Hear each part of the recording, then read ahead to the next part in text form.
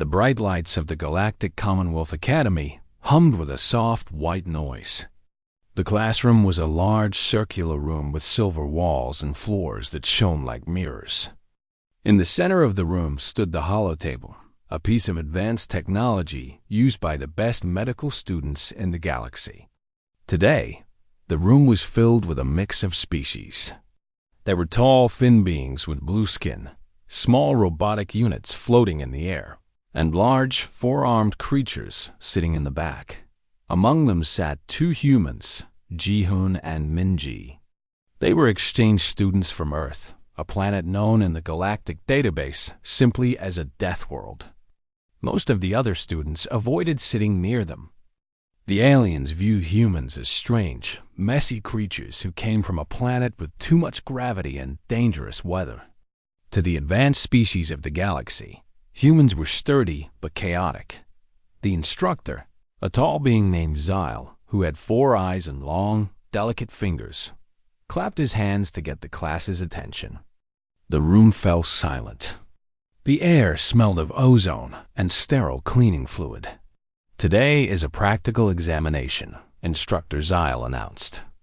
His voice sounded like wind chimes. "We will simulate high-stress trauma scenarios. The subjects will be biological entities from a Class M world. Observe closely." Ji-hoon leaned forward in his chair. He was a young man with short black hair and a calm face. He had seen trauma before. He had served as a medic in the rugged mountains of Earth before coming to the stars. He wore the standard gray uniform of the Academy, but he had customized his kit. Sitting next to him was Min-ji. She was smaller, with sharp eyes and quick hands. She adjusted her glasses and looked at the holotable with focus. "Ji-hoon, Min-ji," the instructor called out. "You will demonstrate. The rest of the class form a circle. Do not interfere." 3 alien students moved to the front to get a better view. One was Vex, an insect-like creature who twitched his head constantly. Next to him was Ula, a slug-like being with smooth, green skin. Standing behind them was KRRK, a large reptilian with tough scales and yellow eyes. They looked at the humans with curiosity, but also with pity. They believed humans relied on luck rather than skill. "The scenario is a level 4 trauma," Zyle said. The holotable flickered, and the life-sized image of a human male appeared. He looked real. He was wearing torn work clothes. Suddenly, the simulation started. A piece of jagged metal, invisible but simulated, struck the man's thigh. A second later, a spray of bright red liquid erupted from the wound. It was a simulation of an arterial bleed. The alien students gasped. In their cultures, seeing blood outside the body was a sign of imminent death. "His pressure suit is breached." Vex clicked his mandibles in panic. "The fluids are escaping. Call the auto doc." Ula covered her eyes with her stubby hands. "It is too messy. He will die in seconds. There is no stasis field." KRRK hissed softly. "The human students cannot help. They have no biogels or laser welders. They are just watching him drain." But Ji-hoon did not panic. He did not call for a robot. He did not freeze. He simply stood up and walked to the table with a steady pace. His face was serious, but his hands did not shake. "Min-ji, open the red kit," Ji-hoon said. His voice was low and steady, cutting through the noise of the aliens. Min-ji moved instantly. She unzipped a canvas bag that looked old and worn compared to the shiny tools of the aliens. She pulled out thick white pads and plastic wraps. The aliens watched in confusion. They expected high-tech wands or shimmering lights. Instead, Ji-hoon reached into the hologram and pressed his hands directly onto the bleeding wound. "Direct pressure," Ji-hoon said, teaching the technique to the room, though he spoke mostly for himself. "Hold it tight. He is touching the biohazard." Vex shrieked, stepping back. He is putting his hands inside the open shell. That is forbidden by Health Code 44B. The holographic blood pooled around Ji-hoon's fingers. It looked red and sticky. To the aliens, this was barbaric. They used fields and sprays to avoid touching the sick. Humans, however, had no such fear. Ji-hoon pressed down hard. The simulation groaned, mimicking a man in pain.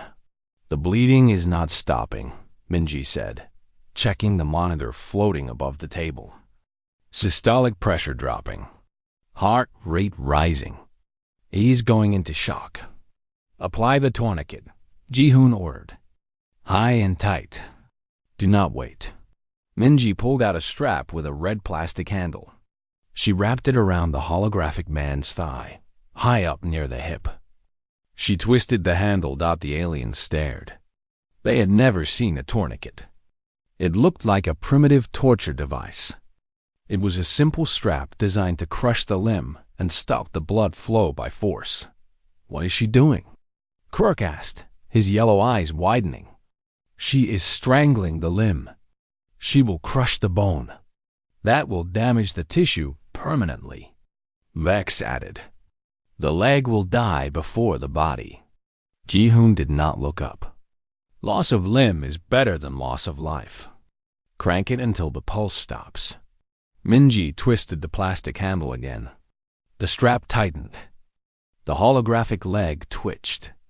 The monitor beeped.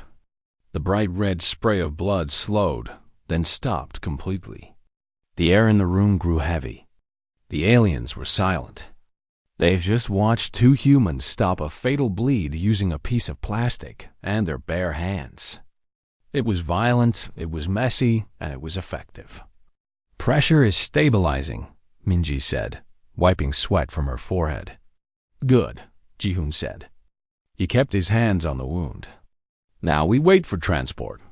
Keep him warm." Instructor Zyle stepped forward. His four eyes blinked rapidly. You used mechanical constriction to override the circulatory failure?" "Yes, sir," Ji-hoon replied simply. "Standard field protocol. We buy time." The aliens looked at each other. They were shocked. They thought humans were fragile because they had soft skin and no scales. But watching Ji-hoon stand there, covered in red fluid, calm as a stone, they realized something terrifying. Humans did not need advanced machines to survive. They had the will to do whatever was necessary, even if it meant hurting the body to save the soul. Vexx whispered to Ula. They treat their own bodies like machines. They break them to fix them. Ula shivered.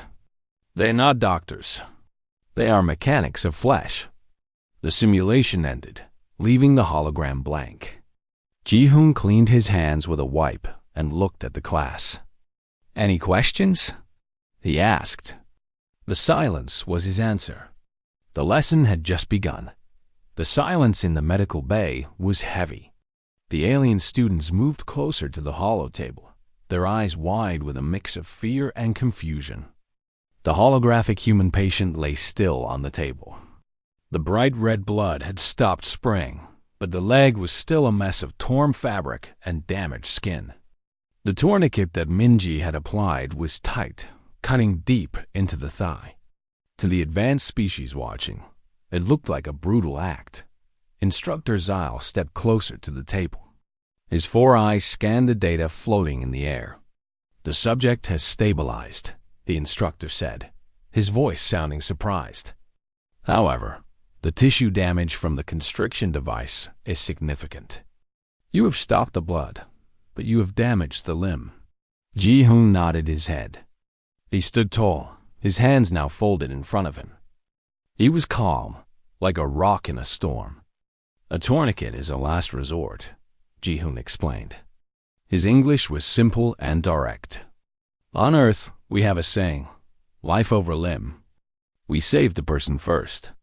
We can fix the leg later. If we do not stop the blood, the heart stops. Then there is no person to save."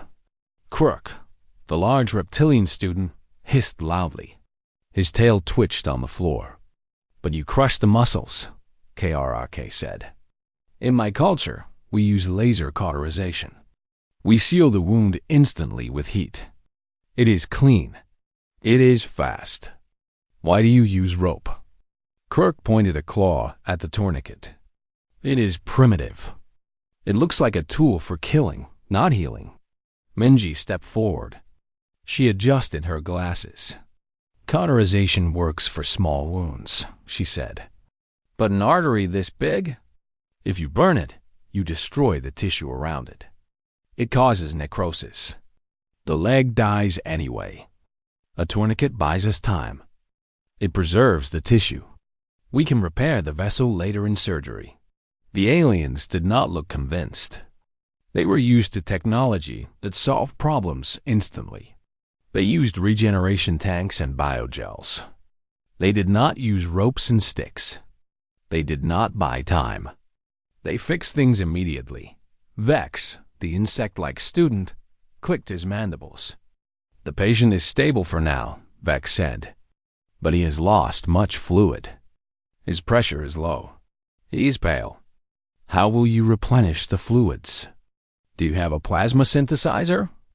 Ji-hoon reached into his canvas bag again. He pulled out a clear plastic bag filled with a clear liquid.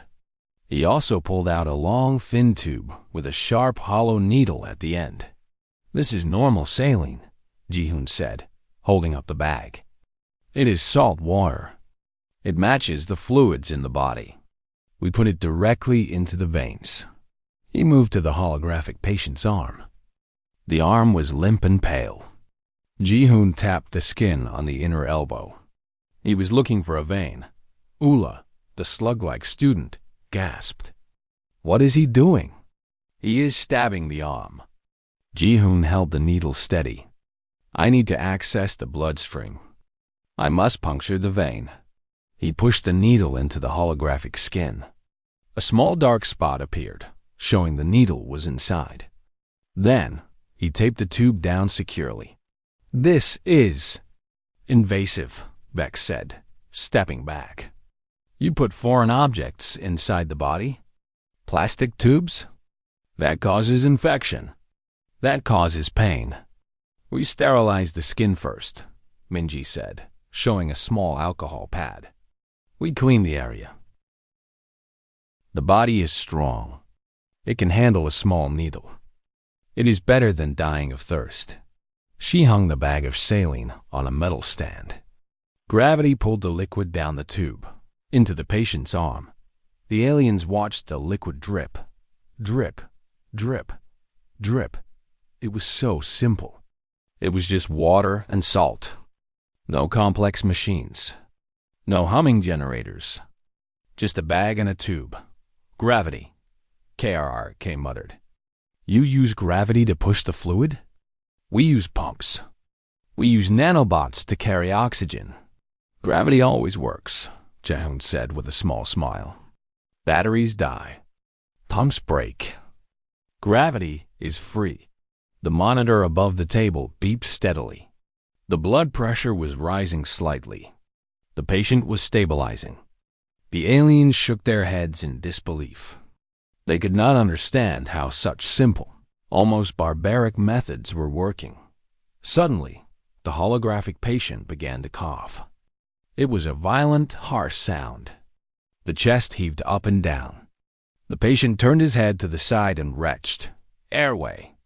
Ji-hoon shouted. His voice was sharp and loud. He moved instantly. Minji was already there. She turned the patient's head to the side to let the fluid drain. He is aspirating, she said. Vomit in the airway. The alien students panicked. Vex skittered backward. He is choking. He is dying. Use the suction wand. Ji-hoon did not look for a wand. He reached into the mouth with his gloved fingers. He swept the mouth clear of simulated vomit. It was fast, dirty, and effective. He is clearing the blockage with his hand. Ula cried out. That is unsanitary. He's touching the sickness. Ji-hoon pulled his hand out and wiped it on his pants. He can breathe now. he said calmly. The patient's breathing became smooth again. The airway is open. If I waited for a machine, he would have choked to death. The aliens stared at the humans. They were dirty. They were covered in sweat and fake blood. They had used rope, plastic tubes, and their bare hands. But the patient was alive. The monitor showed a steady heartbeat. The color was returning to the holographic face. Instructor Zyle walked around the table. He looked at the tourniquet, the IV line, and the humans. You bypass the need for advanced technology, Zyle said slowly. You utilize physics, gravity, and manual force. You assume the body is weak, so you help it manually. The body is not weak, Minji said softly. The body wants to live.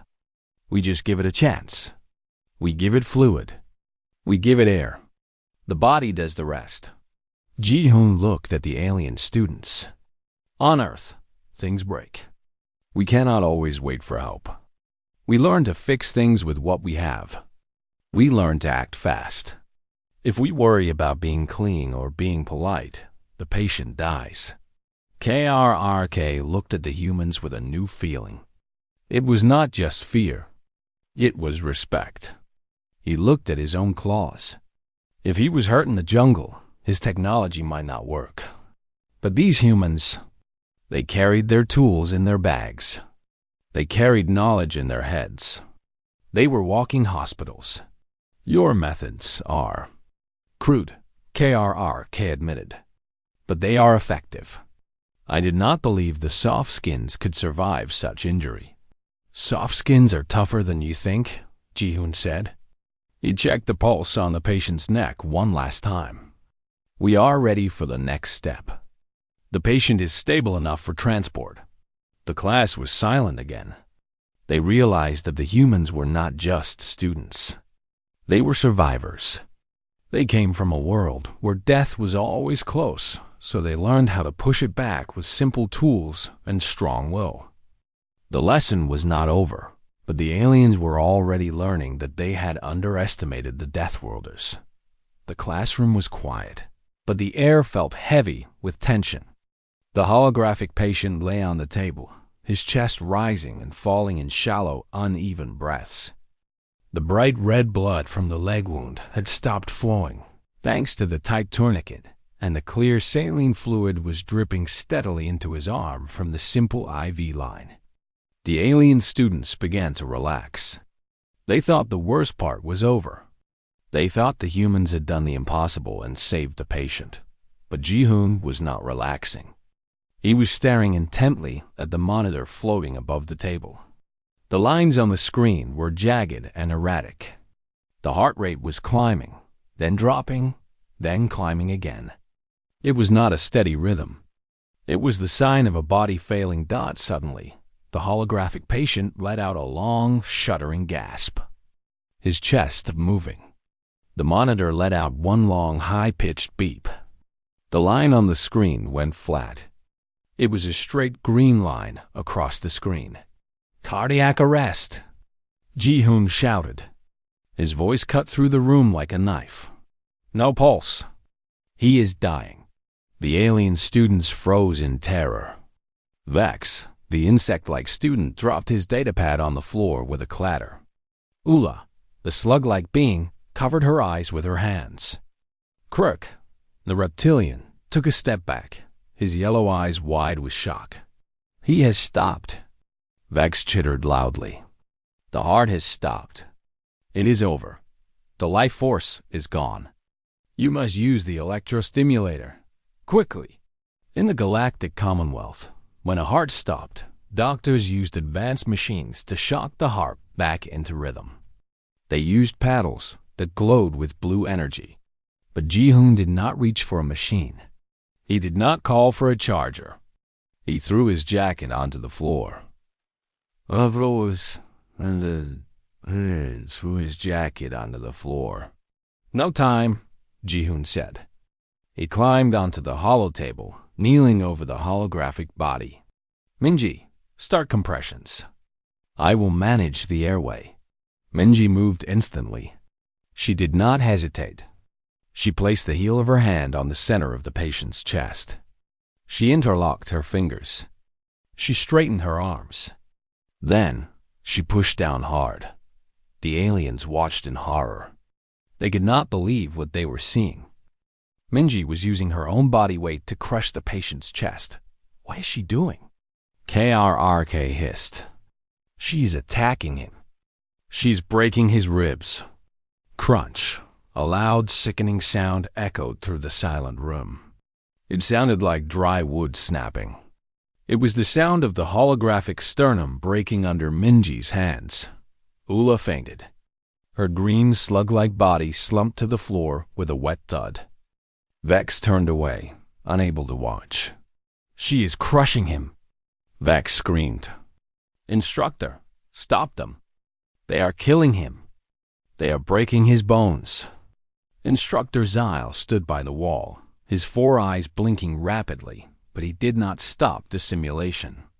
He watched with intense curiosity. Ji-hoon looked up briefly. His face was calm, but his eyes were serious. The ribs must break to pump the heart, he said.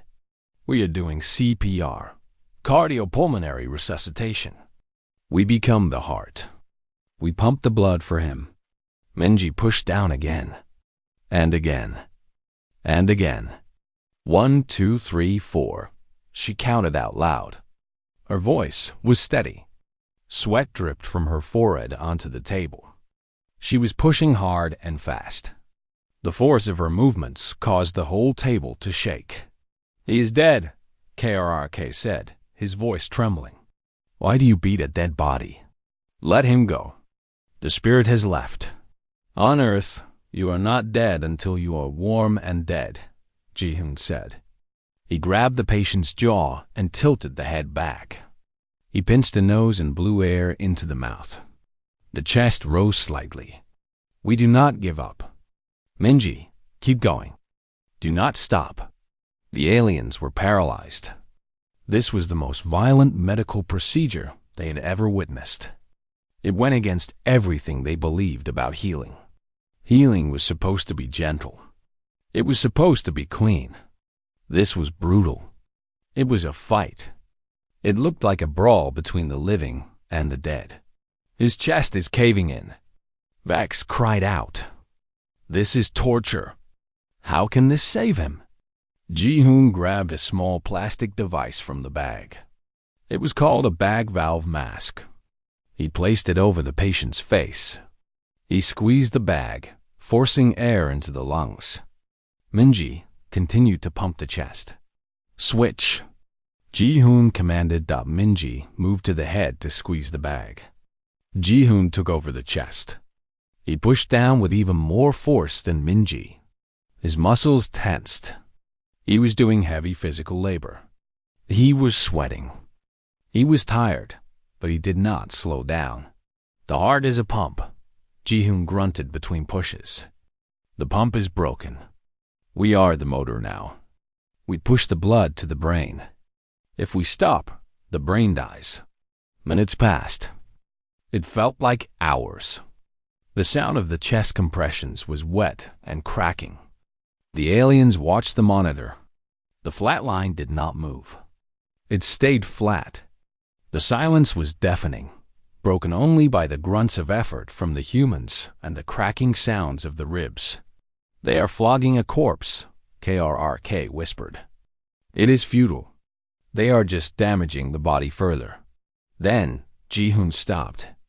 He reached into the box of supplies and pulled out a small glass vial and a long needle. He held the vial up to the light. It had a bright orange cap, epinephrine, Ji-hoon said. 1 milligram. 4 push. He broke the glass top. He drew the liquid into the syringe. He tapped the bubbles out. He injected it into the 4 line. It is a stimulant, Ji-hoon explained. It tells the heart to wake up. Minji, resume compressions. Minji took over the chest again. She was breathing hard now. Her arms were shaking, but she did not miss a beat. She pumped with a steady rhythm.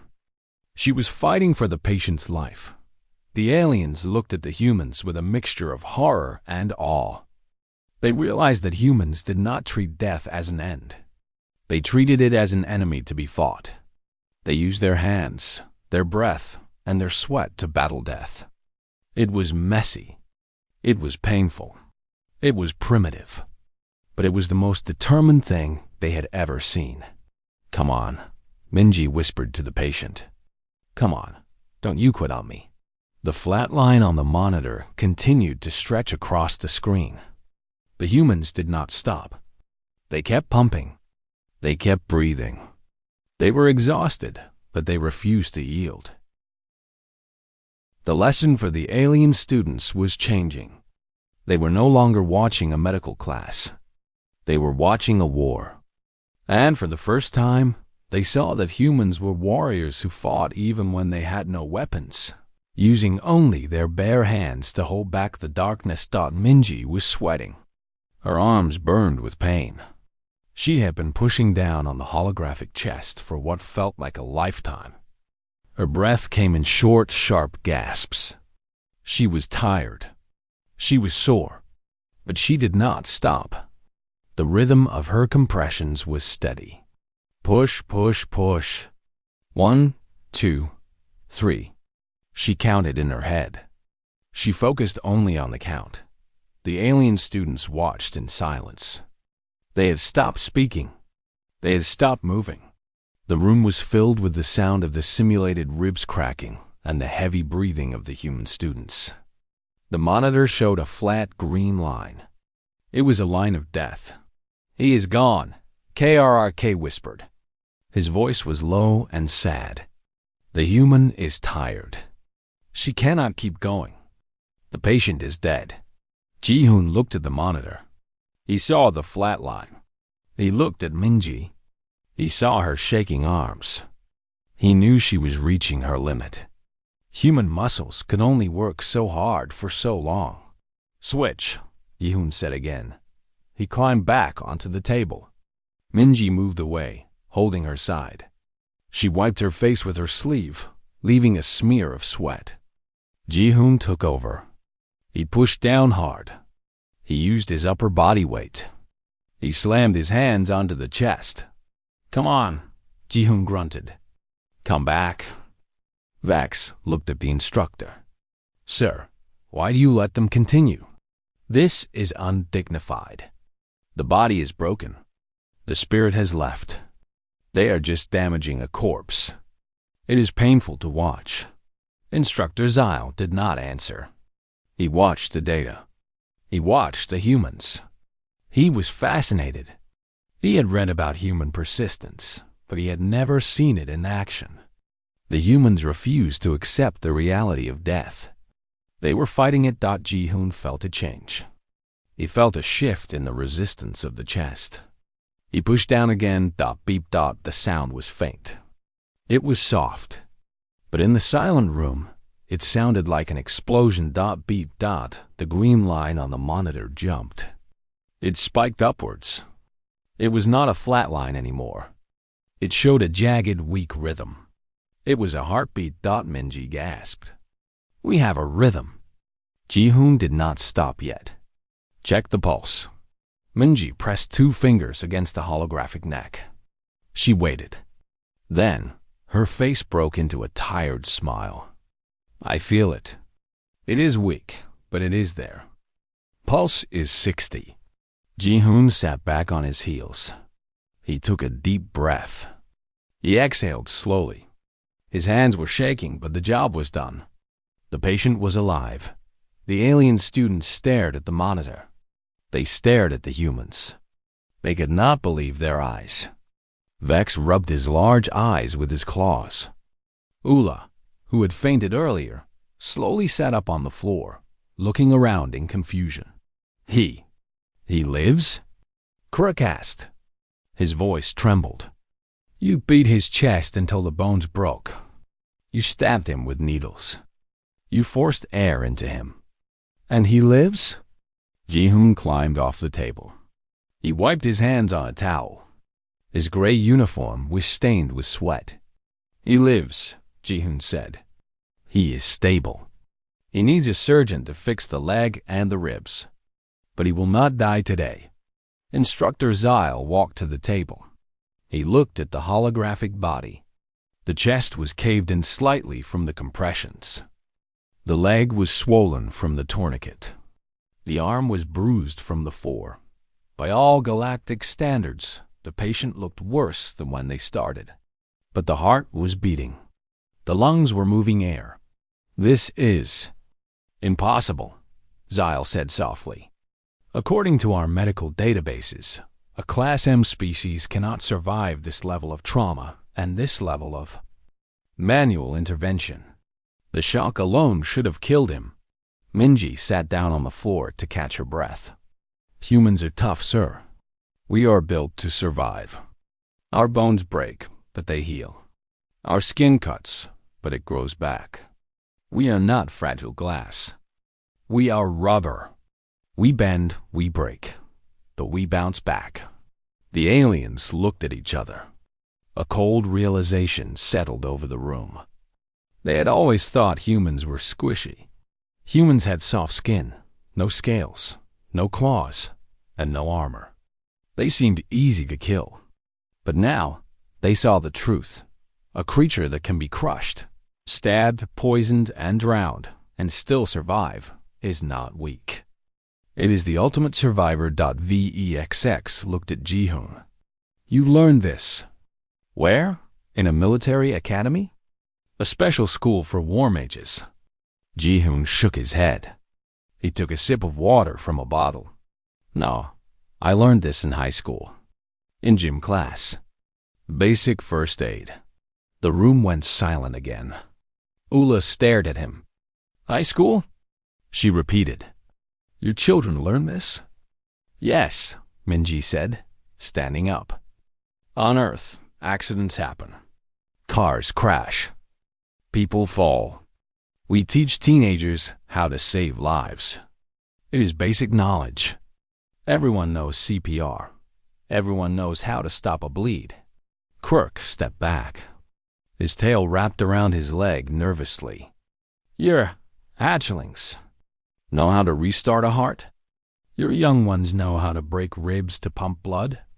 It is a life skill," Ji-hoon said with a shrug. "Like cooking or driving." The alien students looked at the humans with a new kind of fear. It was not the fear of a predator with big teeth. It was the fear of an enemy that refuses to die. They realized that if a human teenager could save a life with just their hands, imagine what a human soldier could do. Imagine what a human doctor could do. They looked at the bruised and broken holographic man on the table. The monitor beeped steadily. He had come back from the dead. The humans had pulled him back. They had grabbed death by the throat and forced it to let go. Instructor Zyle cleared his throat. "Class dismissed for a break," he said. "Ji-hoon, Minji, please clean the table. Your performance was educational." The aliens slowly walked out of the room. They walked in a daze. They whispered to each other in the hallway. They spoke of the Deathworlder magic. They spoke of the humans who treated death like a minor inconvenience. Ji-hoon and Minji stayed behind. They began to clean up the used supplies. They threw away the empty bags and the plastic wrappers.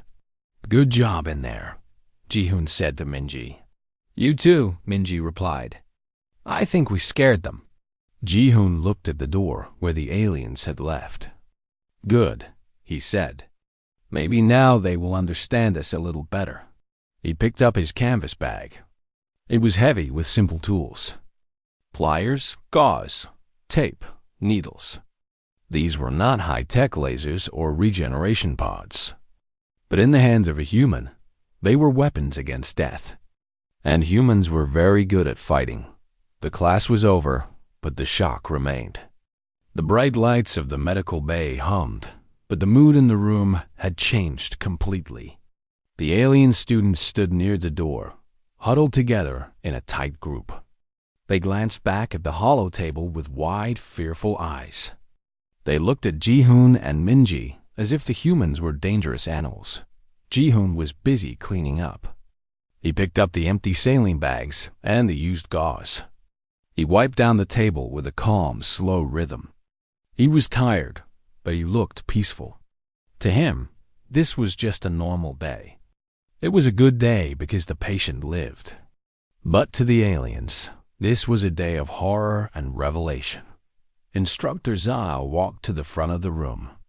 The instructor's 4 eyes blinked slowly, scanning the data on his screen one last time. He turned to face the class. The room was silent. No one was packing their bags.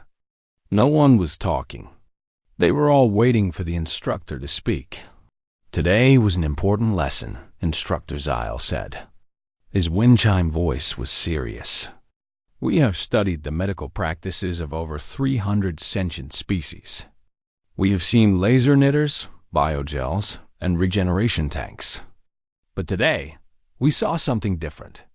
We saw first aid in its purest, most primitive form. Vex, the insect-like student, raised a trembling claw. Instructor, he said, is it safe to allow such methods? The human students caused massive trauma to the patient. They broke bones. They forced air. They used poison. This goes against all safety codes of the Galactic Commonwealth. XYL looked at Vex. That is true, Vex. In a high-tech facility, we would not use these methods. We would use machines. But think about this. What if the machines break? What if you are on a planet with no power? What if you are stranded in space with only a simple kit? The aliens looked at each other. They had never thought about that. They always assumed technology would be there. They always assumed they would be safe. The humans come from a death world, Zyle continued. Their planet is harsh. Gravity is heavy. The weather is violent. Evolution on Earth did not grant them armor or regenerative abilities. Instead, it gave them endurance. It gave them a will to survive. And because their bodies are not naturally perfect, they had to learn to fix them. They had to learn to fight for every second of life. KRRK, the reptilian student, stepped forward. He looked at Jihoon. You said you learned this in school, KRRK said. In your high school. This means all humans know this? Minji nodded. She was putting the canvas bag back together. Most of us, she said. It is basic training. We learn CPR. We learn how to stop a bleed. We learn the Heimlich maneuver. It is responsible citizenship. If someone falls, you help them. You don't wait for a robot. Every human? Ula asked, her voice shaking. Even the artists? The farmers? Yes, Jihoon said. He zipped the bag shut. We depend on each other. On Earth, if you have an accident, your neighbor saves you. We cannot rely on technology for everything. We rely on hands. The aliens fell silent again. They tried to imagine a world where every single person was a medic. A world where every person knew how to restart a heart. It was a terrifying thought. It meant that humans were never helpless. Even if you stripped them of their weapons and their ships, they still had the knowledge to kill death. Vex looked at Kirk. He lowered his voice to a whisper, but the room was so quiet that everyone could hear. I remember the stories, Vex whispered. The Galactic Wars. The humans were called soft targets. The command said to aim for the chest because they have no shields. We thought they were easy to kill. KRRK nodded his large head slowly. We were wrong, KRRK whispered back. Look at them. If you shoot a human, they do not just die. Their friends will not run away. They will run towards you. They will push on the chest. They will pour salt water into the veins. They will drag their friends back from the darkness. We thought they were soft. They are not soft. They are relentless. Jihoon stood up. He threw the canvas bag over his shoulder. He looked at the group of aliens. He could see the fear in their eyes. He sighed softly. He knew this feeling. He knew that humans scared people. He wanted to bridge the gap. It is not about being scary, Ji-hoon said. He spoke gently. It is about love. We care about our friends. We care about our families. We learn these skills because we refuse to let them go easily. We fight death because we value life. That is all. Instructor Zile nodded. Class is dismissed. Tomorrow, we will study advanced neurology. Ji-hoon Minji. Excellent work today. The aliens slowly filed out of the room. As they passed the humans, they gave them a wide berth. They looked at Minji's small hands and Ji-hoon's calm face. They no longer saw students.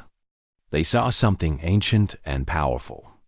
They saw a species that looked death in the face and said, "Not today." When the room was empty, Minji let out a long breath. She slumped against the wall. "That was intense," she said. "I think we really scared them, Ji-hoon." Ji-hoon smiled a tired smile. He adjusted the strap on his bag. "They will get used to it," he said. "Or they won't. It doesn't matter. We did our job." He looked at the empty holotable. It was clean now. The blood was gone. The broken bones were erased. The simulation was over. But the lesson would stay with the aliens forever. "Come on," Ji-hoon said. "Let's go get some food. I'm starving. Performing CPR always makes me hungry." Manji laughed. It was a normal human sound in a room of high-tech silence. "Me too," she said. They walked out of the medical bay together. As they walked down the silver hallway of the space station, other aliens stepped aside to let them pass. The whispers followed them. Deathworlders. They restart hearts with their hands. Do not fight them. They do not stay dead. Ji-hoon and Minji ignored the whispers. They were just students. They were just humans. They were far from home, but they carried their home with them in their simple tools and their stubborn will. They had shown the galaxy a piece of humanity today. It was a bloody piece. It was a painful piece. But it was a piece that proved one simple fact. Humans do not give up. Thanks for watching my video. Like, subscribe and share.